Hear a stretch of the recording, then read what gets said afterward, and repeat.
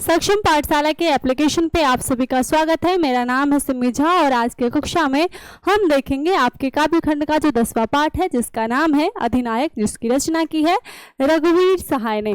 इस पाठ के जो का लेखक परिचय आज हम लोग देखने वाले हैं, यानी कि माफी चाहती हूँ कि यहाँ पे वस्तुनिष्ठ प्रश्न लिखा हुआ है, वास्तव में हम लोग लेखक परिचय देखने वाले हैं।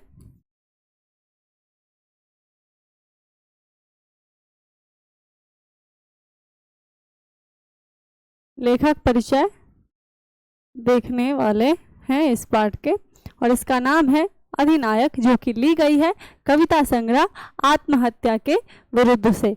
चलिए शुरू करते हैं लेखक के बारे में जानना। लेखक रघुवीर सहाय का जन्म हुआ है 9 दिसंबर 1929 ईस्वी को लखनऊ उत्तर प्रदेश में। कहाँ हुआ है इनका जन्म?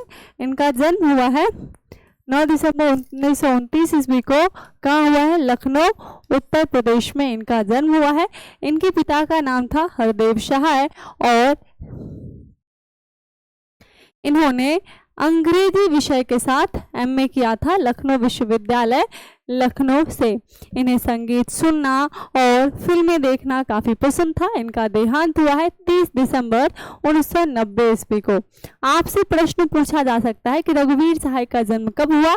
आप कहेंगे 9 दिसंबर 1929 ईस्वी को। रघुवीर सहाय का देहांत कब हुआ? 30 दिसंबर 1990 ईस्वी को। इनके पिता का नाम क्या था? हरदेव सहाय। इनके पिता पेशे से क्या थे? तो इनके पिता पेशे से एक शिक्षक थे।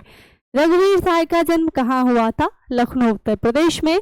लेखक का जन्म किस प्रदेश में हुआ था? उत्तर प्रदेश में हुआ था। इन्होंने किस विषय के साथ एमए किया था? अंग्रेजी विषय के साथ किया था। और इन्होंने किस विश्वविद्यालय से एमए किया था? लखनऊ विश्वविद्यालय से किया था। इसी तरह के प्रश्न बिहार बोर्ड पूछता है। उम्मीद है कि सभी प्रश्न आप बना पाएंगे। अगर इनके बारे में कहा जाए तो उन्होंने अपनी समकालीन कविता के वाचन के लिए कौमुदी नाम के एक कविता केंद्र की स्थापना की थी, और इससे कई बार प्रश्न पूछा गया है कि कौमुदी नाम की कौमुदी कविता केंद्र की स्थापना किसने की थी? आपका सही जवाब हो जाएगा रघुवीर सहाय।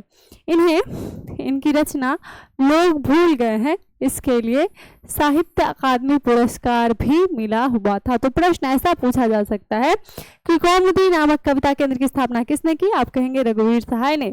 प्रश्न ऐसा पूछा जाएगा कि लोग भूल गए हैं किसकी रचना है? आप कहेंगे रघुवीर सहाय। प्रश्न ऐसा पूछा जाएगा कि रघुवीर सहाय को उनकी किस रचना के लिए साहित्य अकादमी पुरस्कार मिला था? आपका सही जवाब हो जाएगा लोग भूल गए हैं। इन्होंने पत्रकारिता भी किया था। नवजीवन जो कि लखनऊ से प्रकाशित होती थी उसमें इन्होंने काम किया था। फिर समाचार विभाग आकाशवाणी नई दिल्ली में काम किया। नवभारत टाइम्स में भी इन्होंने नवभारत टाइम्स में यह विशेष संवाददाता रहे थे और दिनमान पत्रिका में यह प्रधान संपादक रहे थे।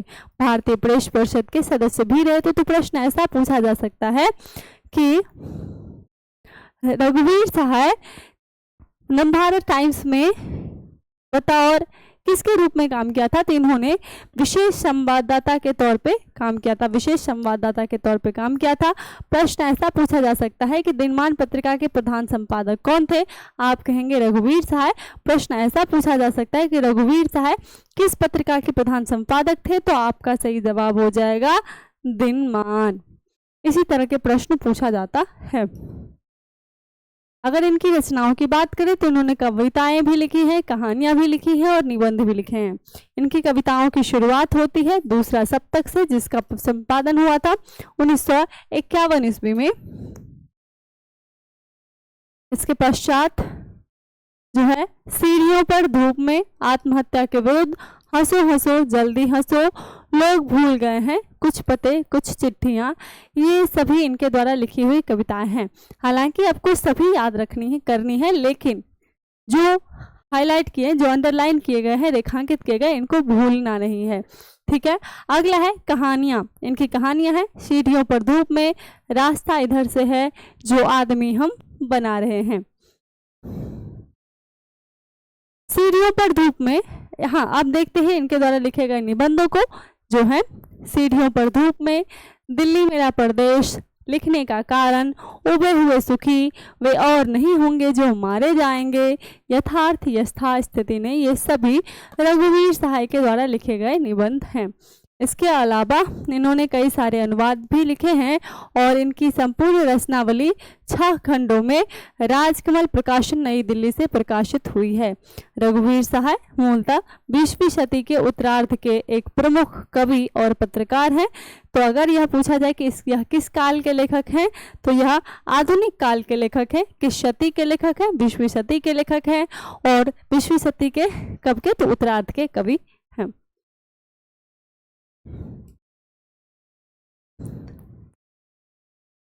रघुवीर सहाय 6ठे दशक के प्रारंभ में ही अज्ञेय जी द्वारा संपादित प्रयोगवादी संकलन दूसरा सप्तक में एक कवि के रूप में सामने आए और इन्होंने व्यंग, कटाक्ष, घृणा और क्रोध का बहुत ज़्यादा उपयोग किया है। इनकी ज़्यादातर कविताएं जो है व्यंग से, कटाक्ष से, घृणा और क्रोध से भरी हुई हैं। आपके पाठ में जो कविता है अधिनायक, वह भी व्यंग और कटाक्ष से भरी हुई है। उम्मीद है कि सारी चीज़ें आपको समझ में आई होंगी। इससे संबंधित जो ऑब्जेक्टिव है, जो वस्तुनिष्ठ प्रश्न है, उसका पीडीएफ भी आपको अपलोड कर दिया गया होगा, तो आप उसे जाकर के चेक कर लेंगे। प्रश्न ज़्यादा से ज़्यादा बनाने की कोशिश करेंगे।